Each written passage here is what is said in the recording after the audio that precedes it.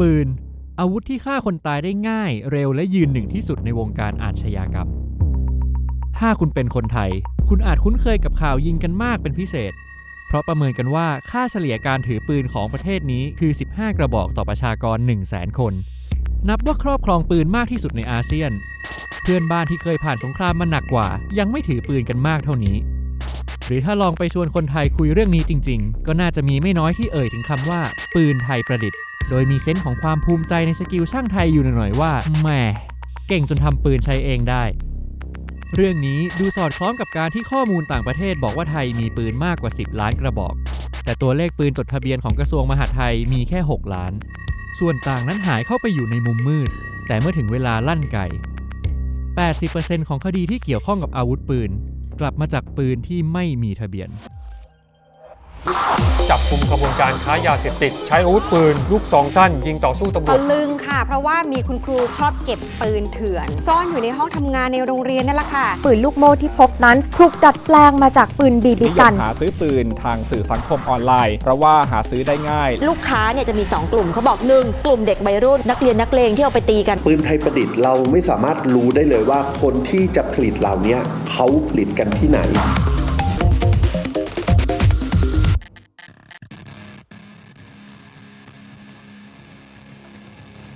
คุณพ่อ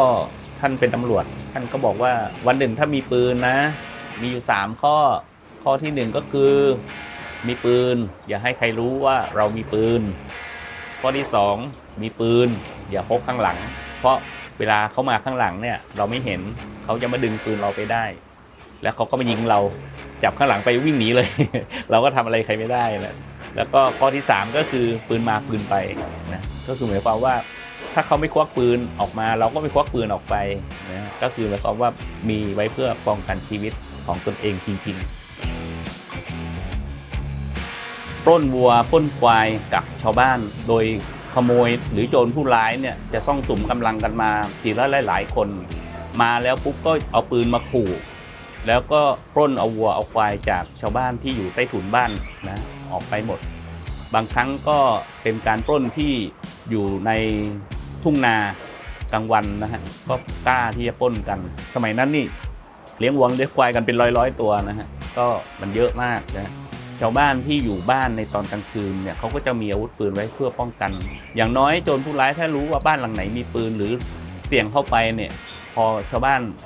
ยิงปืนขู่เนี่ยเขาก็จะไม่กล้าเข้ามาปล้นหรือมาอะไรต่างๆดังนั้นการมีอาวุธปืนในการป้องกันชีวิตและทรัพย์สินเป็นสิ่งที่จำเป็นที่สุดในสมัยนั้นนะ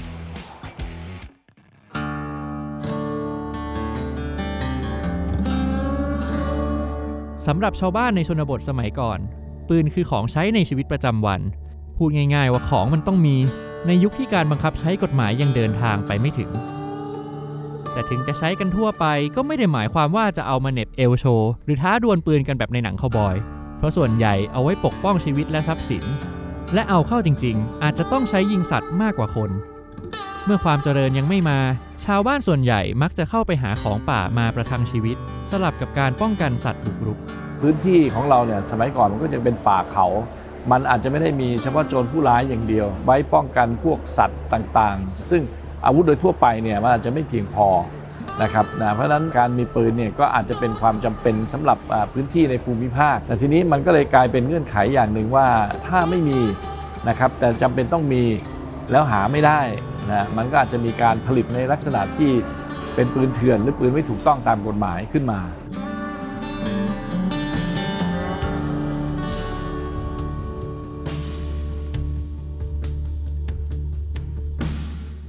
ปืนเพิ่งจะกลายเป็นของเถื่อนในปีพ.ศ.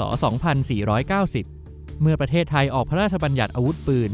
ตั้งแต่ตอนนั้นใครที่มีปืนในครอบครองและไม่นำไปขึ้นทะเบียนถือว่ามีโทษตามกฎหมายแต่ก็ไม่ได้ทำให้จำนวนปืนเถื่อนในประเทศไทยลดลงตรงกันข้ามกลับทำให้ปืนถูกกฎหมายราคาแพงแบบก้าวกระโดดปืนเถื่อนจึงไหลเข้ามาซื้อขายกันในตลาดมืดแทนสิ่งหนึ่งซึ่งมันค่อนข้างสำคัญก็คือ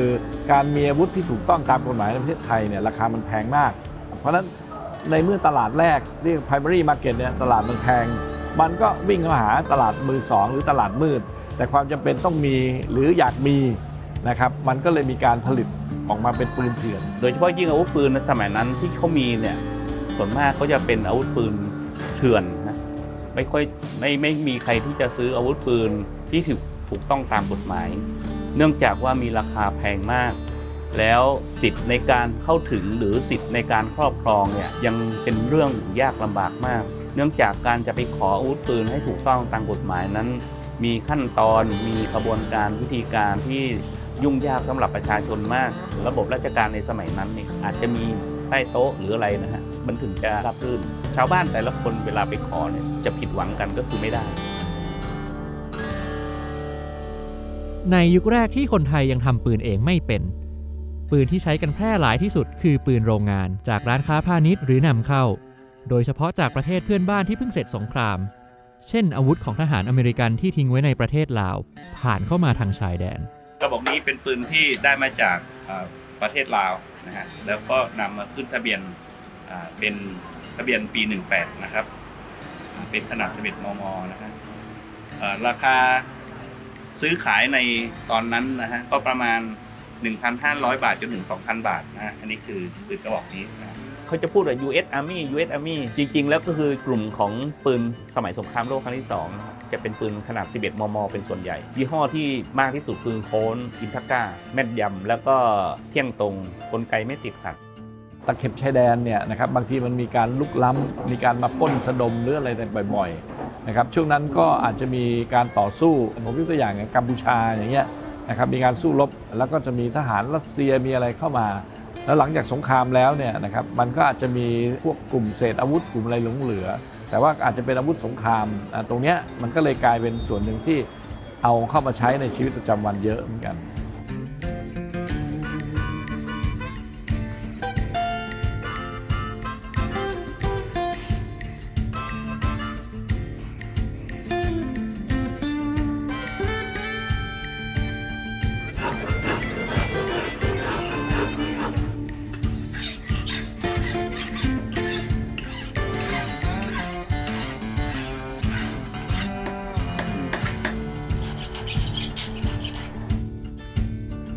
มันถามว่าเยอะไหมถ้าพูดถึงว่าปริมาณของปืนกับร้านเนี่ยมันไม่บาลานซ์กันถือว่าน้อยนะมันเป็นหนังสือของกระทรวงเขาบอกว่าจังหวัดละไม่เกิน2 ร้านซ่อมทั้งนั้นทั้งนี้ให้ลดจำนวนลงได้แต่เพิ่มไม่ได้อย่างของในแพร่เองเนี่ยบางคนเขาก็ยังไม่กล้าเอามานะเขากลัวถูกจับกุมบางจังหวัดเขาก็ยังไม่รู้ว่าจะเอาไปซ่อมที่ไหนก็มี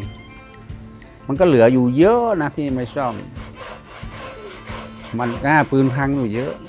เพราะว่ามันใช้งานมันไม่เหมือนรถนะปีไม่ยิงก็มีมันเลยไม่เสีย ปืนของสมัยใหม่อย่างนี้มันไม่ค่อยเสียอะไรหรอกแต่ไอคนที่ว่ามีอยู่เดิมๆอย่างนี้นะมันจะเสียสมัยก่อนมันก็ไม่มีปืนที่ว่าคุณภาพดีๆนะส่วนมากก็จะเป็นปืนประเภทยังชีพเป็นปืนแก๊สบ้างอะไรพวกนี้นะทำเองนะทำเองใช้เองนะส่วนมากก็จะต้องหาลำกล้องให้ได้ก่อนนะมันเหล็กมันก็มีขายอะประมาณนี้มันเหล็กมันก็คงจะไม่ไอ้นั่นหรอกมันก็ต้องหาไอ้เป็นเหล็กแป๊บปลาเป็ดอะไรพวกนี้นะให้รูมันเล็กๆก่อนถึงจะใช้ได้แต่ถามว่ามันจะทนทานต่อแรงไอ้นั่นมันคงจะไม่นั่นแต่ด้วยความจำเป็นมันก็มีประเภทที่ว่ายิงแล้วไ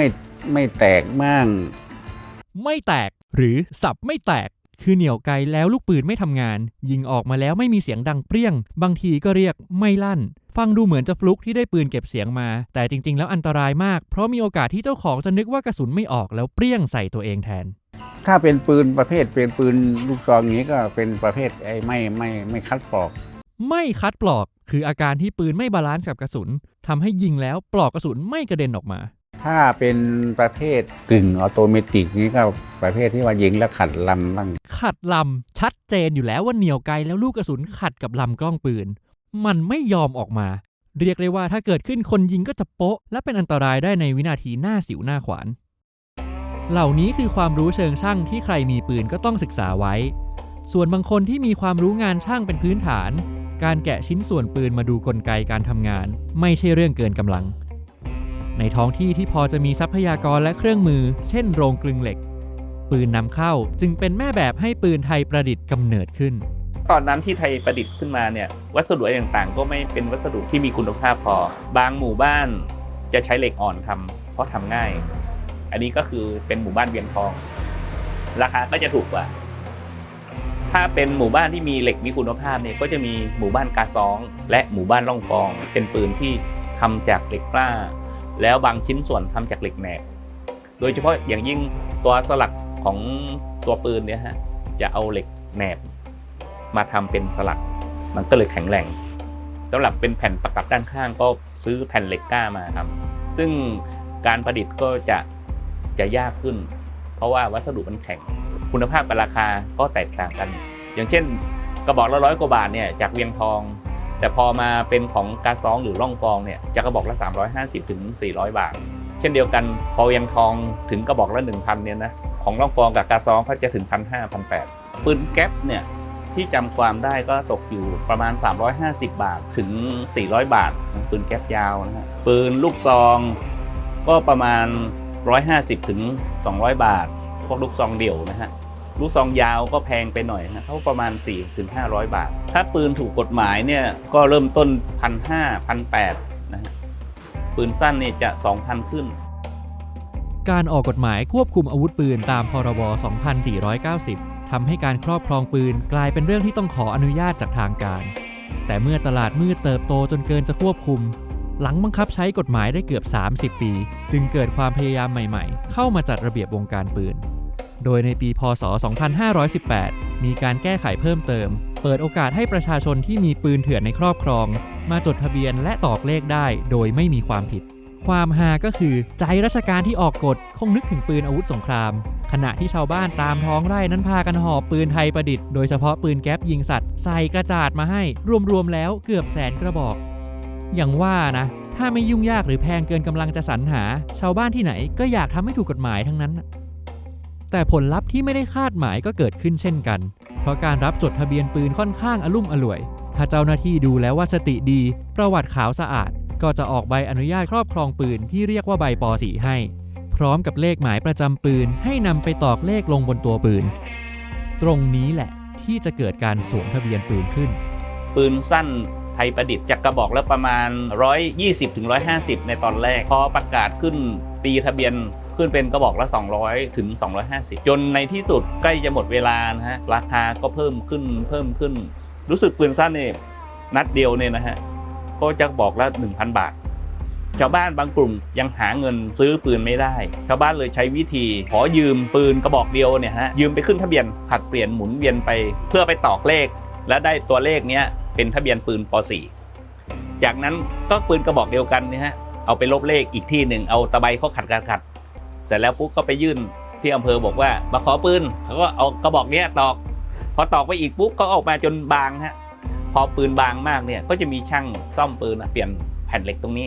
นะเปลี่ยนใหม่จนหลายๆคนเนี่ยได้แต่ใบมาปืนยังไม่มีเขาเก็บเดือนเก็บทองได้เขาก็ไปซื้อปืนเถื่อนมาตีเลขที่เขาได้ใบมาในช่วงที่เขามีการจดทะเบียนนั้นตรงนั้นนะมีเอามาซ่อมเพื่อจะเอาไปขึ้นทะเบียนส่วนมากเนี่ยไอ้ปืนมันก็ต้องเป็นปืนที่ใช้ได้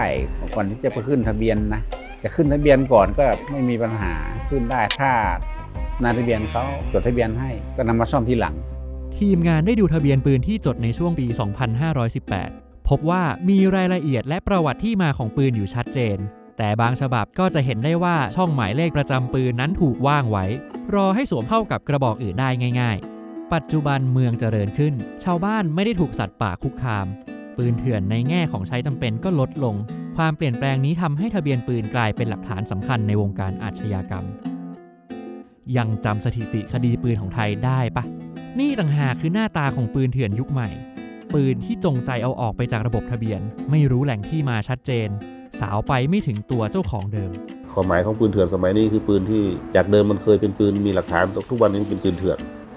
แต่ปืนไทยประดิษฐ์ทุกวันนี้มันไม่มีแล้วล่ะมันหายากหนึ่งมันไม่ค่อยมีใครผลิตมันผลิตแล้วก็บางทีมันใช้งานมันไม่ตรงวัตถุประสงค์ก็เลยต้องใช้ปืนทันสมัยเป็นปืนพาณิชย์นี่แหละแต่ว่าซื้อขายโดยถูกต้อง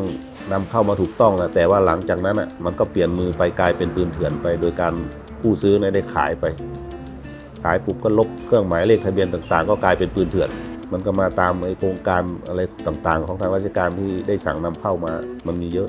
บางทีก็มาจากร้านขายอาวุธปืนซึ่งเขาก็มีวิธีการที่จะจำหน่ายมาได้ทุกวันนี้มันก็สั่งซื้อทางไปรษณีย์ยังได้นะสมัยก่อนปืนลักลอบผ่านชายแดนเข้ามาด้วยการขนกระสอบข้าวสารที่แอบเอาปืนยัดไว้ข้างในแต่สมัยเนี้ยแค่ Google ก็สามารถเลือกช็อปได้ทั้งปืนหลุดจำนำปืนไทยประดิษฐ์รุ่นเก่าหรือแม้กระทั่งปืนปากกาแต่จะได้ของดีหรือของด่างนั้นก็ต้องวัดดวงเอาปืนส่วนใหญ่ที่ซื้อมา100 ทั้ง 100ไม่มีปืนกระบอกไหนทำงานได้ถูกใจเจ้าของพูดง่ายๆคือปืนมันยังแรงไม่พอช่างปืนที่เก่งจึงเป็นช่างที่ดึงศักยภาพของปืนให้ทำงานได้เต็มประสิทธิภาพประมาณว่าถ้ากระบอกเดิมยิงไม่แม่นปืนที่ทำให้ใหม่นี้ก็เรียกได้ว่าหลับตายิงก็ตายแต่สำหรับมือปืนอาวุธไหนที่จะถนัดมือก็มีความแตกต่างหลากหลายกันไปถ้าเป็นก่ออาชญากรรมกับคนธรรมดาหรือบุคคลที่ไม่มีชื่อเสียงก็จะเป็นอาวุธปืนสั้นไม่ว่าออโตเมติกหรือเป็นปืนลูกโม่แต่ถ้าเป็นผู้มีชื่อเสียงหรือนักการเมืองท้องถิ่นก็จะใช้อาวุธปืนยาวปืนที่มีประสิทธิภาพมากกว่าบรรลุเป้าหมายเขาได้ง่ายอาวุธเนี่ยมันก็อยู่ที่มือปืนหรือผู้กระทำการเนี่ยเขามีความชำนาญด้านไหนบางคนก็ชำนาญอาวุธปืนสั้นบางคนก็ชำนาญอาวุธปืนยาวบางทีเขาก็จัดหาเองบางทีผู้จ้างวานหรือตัวกลางเขาก็จัดให้แต่ในการลำเลียงอะไรก็แล้วแต่ความสะดวกกรณีที่ถ้ามีคดีผู้ตายผู้เสียหายเนี่ยถูกยิงด้วยอาวุธปืนพนักงานสอบสวนนี่จะต้องเก็บรวบรวมปืนที่ใช้ยิงแล้วก็ส่งไปตรวจพิสูจน์กับพิสูจน์หลักฐานซึ่งพิสูจน์หลักฐานก็จะใช้วิธีเอาไปยิงแล้วก็เอาร่องรอยกระสุนเนี่ยมาเทียบกันว่าที่ยิงออกไปครั้งแรกที่ไปทำร้ายคนอื่นกับทดสอบยิงเนี่ยนะครับมันยิงจากปืนกระบอกเดียวกันไหมปกติเวลาโจรเนี่ยเวลาก่ออาชญากรรมแล้วเนี่ยนะครับยิงแล้วนะครับเอาปืนไปโยนทิ้งมันพิสูจน์ไม่ได้เพราะฉะนั้นการใช้ปืนถูกหรือปืนเถื่อนเนี่ยมันเป็นตัวเงื่อนไขอย่างหนึ่งที่ทำให้สามารถจะบอกได้ว่าคนคนนั้นก็ทำผิดหรือไม่หรือพูดง่ายๆก็คือว่ามันเป็นเงื่อนไขหนึ่งที่ทำให้เขาโอกาสที่จะรอดจากการเป็นผู้ต้องหาและกลายเป็นจำเลยหรือเป็นผู้ต้องโทษเนี่ยนะครับมีสูงมากอันนี้เป็นเงื่อนไขสำคัญเลยหรือในบางสถานการณ์อาชญากรก็อาจจะกลับมาใช้ปืนถูกกฎหมายปืนส่วนมากก็จะใช้ปืนที่มีทะเบียนทั้งนั้นเพราะว่ามันง่ายต่อการพกพาบางทีก่อนไปก่ออาชญากรรมอาจจะถูกตรวจค้นตรวจสอบแต่ส่วนมากอาวุธปืนที่ใช้เนี่ยผู้ก่อการเขาจะใช้ครั้งเดียวเขาก็ทำลายไปมันก็ทำลายได้หลายวิธีหนึ่งคือทำลายโดยสภาพของมันไปเลยก็คือทุบทำลายหรือใช้เครื่องจักรเครื่องกลบดทำลายให้มันเสียหายไปบางทีก็เอาทิ้งน้ำทิ้งอะไรไปให้มันเสื่อมสภาพไปตามนั้นหรือบางทีถ้าเป็นอาวุธปืนที่ยังมีราคาหรือมีสภาพดีเขาก็จะใช้วิธีเปลี่ยนลำกล้องหรือเข็มแทงชนวนหรือทำลายเกลียวลำกล้องในกรณีปืนรีวอลเวอร์เป็นปืนลูกโม่แล้วก็ทำลายลำกล้องได้ทำลายเกลียวแล้วก็เปลี่ยนลำกล้องได้และในบางสถานการณ์ตำรวจก็อาจเป็นฝ่ายใช้ปืนเถื่อนเสียเองโดยหาจากของที่ตรวจยึดมาได้แล้วไม่คืนหลักฐานให้กับหน่วยงานกลางกรณีที่บ่อยที่สุดคือในการวิสามัญฆาตกรรมที่เกิดการยิงปะทะกันเพื่อป้องกันการถูกลงโทษทางวินัยในฐานกระทำเกินกว่าเหตุส่วนใหญ่ก็มีแต่ว่าหมายความว่าไอ้ที่ใช้ในปฏิบัติหน้าที่นี่บางครั้งเนี่ยมันตรวจยึดได้มาอะไรมาก็เก็บรักษาไว้บางทีมันก็มีประโยชน์ในการใช้งานในบางเรื่องอย่างเช่นการทำวิสามัญฆาตกรรมอะไรต่างเนี่ยนะบางทีก็ต้องใช้ปืนประกอบเป็นผู้ร้ายสำคัญนะบางทีมันก็ต้องมีอาวุธปืนส่วนนี้ด้วยไปใช้อาวุธปืนที่มันมีทะเบียนไปทำงานบางทีอาจจะมีปัญหาก็ต้องยอมรับกันตรงๆว่ามีบางเคสอย่างบางทีไปยิงปะทะเนี่ยจังหวะลูกกระสุนมันพลาดไปโดนประชาชนมีเอาปืนเจ้าหน้าที่รัฐมาตรวจซิยิงจากปืนกระบอกไหนเพราะฉะนั้นไอ้ความรับผิดเจ้าหน้าที่รัฐเนี่ยมันไม่ได้ยิงต่อสู้กับผู้ร้ายบางทีมันพลาดไปโดนก็กลายเป็นว่าเขาต้องรับผิดแล้ววิธีการปลอดภัยอย่างหนึ่งก็คือว่าใช้ปืนเถื่อนไปก่อนยิงไปก่อนถ้าไม่มีอะไรก็จบไปหรือถ้ามันมีอะไรโยนทิ้งมันก็หาไม่เจอแล้วยิ่งอย่างที่บอกว่าถ้าใส่ถุงมือละปืนเถื่อนก็ไม่รู้เป็นใครอย่างนี้เป็นต้นก็อาจจะเป็นวิธีหาทางออกของเจ้าหน้าที่รัฐเพราะว่าในฐานะที่ตัวเองก็ปฏิบัติหน้าที่นะครับดีอยู่แล้วแต่ว่าถ้ามาเจอแบบนี้ก็อาจจะทำให้เขาเนี่ยต้องเกิดความรู้สึกว่ามันไม่เป็นธรรมสำหรับเขาด้วยอะไรอย่างเงี้ยส่วนหนึ่งของประมวลกฎหมายอาญามาตรา68ระบุไว้ว่าการกระทำเพื่อป้องกันนั้นจะต้องกระทำพอสมควรแก่เหตุแต่ในทางปฏิบัติการจะตีความว่าอะไรคือการกระทำที่สมควรแก่เหตุเป็นเรื่องที่แทบไม่มีข้อยุติเช่นถ้าโจรขึ้นบ้านแล้วถูกเจ้าของบ้านยิงตายมีโอกาสสูงที่ศาลจะมองว่าทำไมไม่ยิงขู่จากที่เจ้าของบ้านเป็นผู้เสียหายก็กลับกลายมาเป็นจำเลยได้ทันที เวลาโจรเข้าบ้านแค่เข้ามาในบริเวณบ้านแต่ถ้ายังไม่เข้ามาทำร้ายเราใช้ปืนยิงไม่ได้มันก็กลายเป็นว่าการมีปืนที่ถูกกฎหมายทำอะไรไม่ได้เพราะพิสูจน์แล้วกลายเป็นการป้องกันตัวเกินสมควรแก่เหตุคุณก็ยิงขู่ก็ได้แต่เขาก็มองอย่างนั้นแต่ว่าเวลาโจรเข้ามาเนี่ยนะครับเราก็ไม่รู้หรอกว่าเงื่อนไขมันเป็นยังไงสติของคนที่อยู่ในภาวะเช่นนั้นนะอันนี้ก็เป็นส่วนหนึ่งปัจจุบันเนี่ยคนทั่วไปรู้แล้วว่าการมีปืนแล้วเอาปืนเนี่ยไปยิงคนอื่นหมายถึงปืนที่มีทะเบียนถูกต้องตามกฎหมายเนี่ยนะครับนะมันค่อนข้างเสี่ยงใช่ไหมครับพูดภาษาชาวบ้านคือเสี่ยงต่อการติดคุกใช่ไหมเสี่ยงต่อการที่สามารถที่จะพิสูจน์ได้ว่ายิงจากปืนกระบอกนั้นเพราะฉะนั้นคนก็หันไปหาปืนเถื่อนมากขึ้นเนื่องจากว่าปืนเถื่อนเนี่ยไม่มีทะเบียนไม่รู้มาจากไหนยิงแล้วโยนทิ้งได้ไม่ต้องเสียดายราคาถูกหาง่ายที่หาง่ายเดี๋ยวนี้หาตามอินเทอร์เน็ตก็ได้มีแหล่งตลาดปืนก็คือกลายเป็นซัพพลายตลาดปืนเถื่อนได้มากขึ้นการเข้าถึงหาได้ง่ายกระสุนหาได้ง่ายแล้วที่สำคัญก็คือเป็นหนทางในการที่ไม่สามารถที่จะเอาผิดกับการกระทำความผิดได้เพราะฉะนั้นเนี่ยนะครับเงื่อนไขพวกนี้เนี่ยมันเป็นสิ่งที่ทำให้ตลาดปืนเถื่อนหรือวงการปืนเถื่อนอะไรต่างๆเนี่ยมันขยายตัวและก็มีแนวโน้มที่จะมากขึ้นทางออกของปัญหานี้ยังคงเป็นที่ถกเถียงบางก็โทษกระบวนการทางกฎหมายที่ย่อหย่อนบางก็เสนอให้เพิ่มโทษอาญาแต่จะเป็นไปได้สักแค่ไหนในเมื่อการใช้ปืนเถื่อนยังคงเป็นทางลัดให้พ้นคดีได้ง่ายกว่ากระทั่งในหมู่ตำรวจเองถึงที่สุดเราอาจจะต้องกลับมาทบทวนจุดเริ่มต้นว่าแม้ในยุคที่กฎหมายเข้าถึงท้องถิ่นมากกว่าแต่ก่อนแต่รัฐได้มอบความปลอดภัยให้กับพลเมืองจริงๆหรือไม่และสังคมของเรามีกระบวนการยุติธรรมแบบไหนกันที่ทำให้เรามองว่าการใช้กฎหมายแก้ปัญหาไม่ได้เท่ากับการใช้ปืนเถื่อน